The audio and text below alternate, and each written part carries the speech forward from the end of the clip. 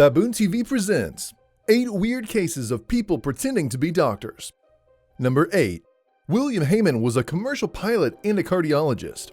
He told people that he had a PhD from the University of Wisconsin-Madison and also had 15 years of in-field experience. He published 6 papers as a doctor. Hamman was as impressive as a real doctor. Hamman got away with his facade for decades, but when he applied for a grant, the jig was up. When the officials responsible for deciding grant recipients reviewed his background, they realized he was missing one key ingredient required to be a doctor. He didn't have a medical degree.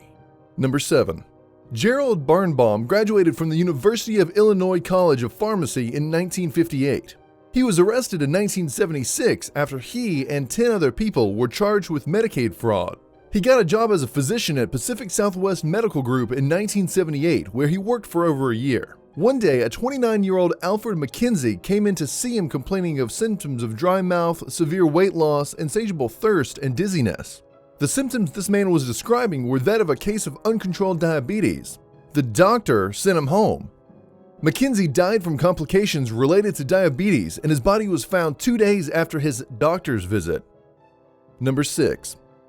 People can become desperate when diagnosed with a terminal illness. When someone says they are a doctor and say they have a cure for your disease, you may be susceptible to believing anything they say. Keith Allen Barton in La Mesa, California had no medical training whatsoever, but told people he could cure HIV and cancer. He had the same name as another doctor who practiced medicine in California, but that's the closest he's ever been to being a doctor. Number 5. Ernest Addo was hired as a doctor at Agape Senior Primary Care in February of 2012. No one was suspicious of Addo until he abruptly quit his job August 21, 2012.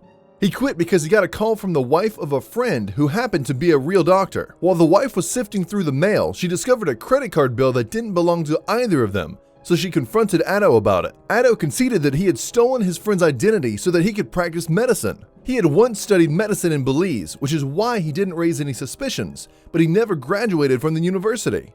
Number 4. Australian Nora Zacardis began her career pretending to be a psychiatrist during the 90s and charged clients thousands in fees. She was arrested for the crime and served her time, but she wasn't done yet. In the late 2000s, Zacardis decided she needed to feel special. She told neighbors and friends that she was an intern in the medical field. People didn't see any reason why she wasn't to be believed. She performed exams on friends and even gave one person drugs. Number 3. Francisco Rendon's dental practice seemed somewhat suspicious and was located between an auto shop and a scrap metal facility. While performing an examination, he would ask patients to sit in an office chair and spit into a garbage bin. Police raided the office and found syringes and painkillers. One of the tools in his practice was described as being similar to a machine that is used to polish metal. The image alone is enough to give you nightmares. Number 2. Berlin Ossia, a supposed plastic surgeon, went up to 2 different women and said she would give them free breast exams. She used medical terms and gave them a phone number to call for a follow-up appointment, so the women assumed she was legitimate and consented to the exam.